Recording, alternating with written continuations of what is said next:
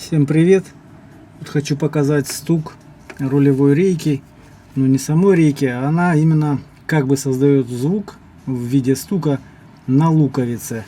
Сейчас попробуем это на камеру, как бы, чтобы все слышали. Давай влево потихоньку. О, треск. Вот, треск.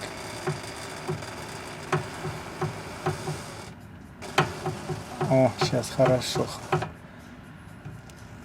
И все, опять. Постой, постой, опять вправо давай. Вот он. Опять вправо, вправо, вправо.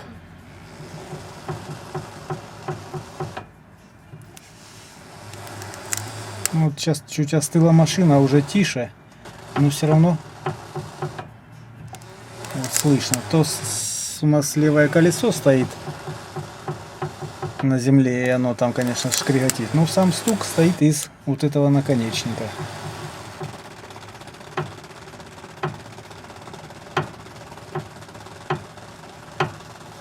Ну, хорошо, вроде было слышно. Что мы делаем? Мы снимаем пыльник от рейки в конце, да, и здесь мы его снимаем. А ну выверни руль в обратную до конца. До конца. Выкручиваем руль влево до конца. У нас правая сторона. До конца. Снимаем два хомута. Один хомут и дальний хомут большой. Стягиваем наш пыльник. Вымываем нашу луковицу и набиваем смазки. Она находится вот здесь вот. Вот в этом месте. Набиваем новые смазки. Хорошую смазку будем ложить для реек. Смазка Фиол 1.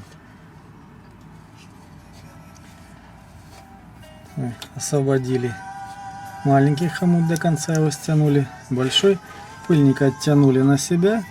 Перед нами так называемая луковица. Я ее уже вымыл.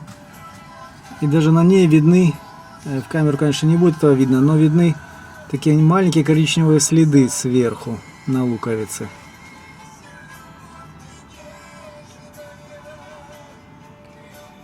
В общем, явно ей не хватало смазки. Набиваем смазки и собираем.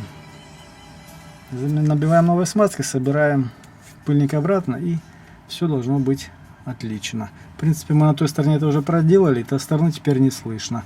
Теперь делаем с этой стороны. Так что вот если бывает такой вот вроде как стук, а на самом деле это скрежет сухих, как бы вот рулевые тяги создают вот этот звук. Кажется, что стук. А оно как переламывается, вот так иногда шаровые стучат. Ну, в принципе, я думаю, тут ничего такого военного нет. Два хомута освободили, стянули пыльник, набили смазки и собрали обратно. Главное показать, что в чем причина бывает. Всем спасибо, всем успехов, до свидания.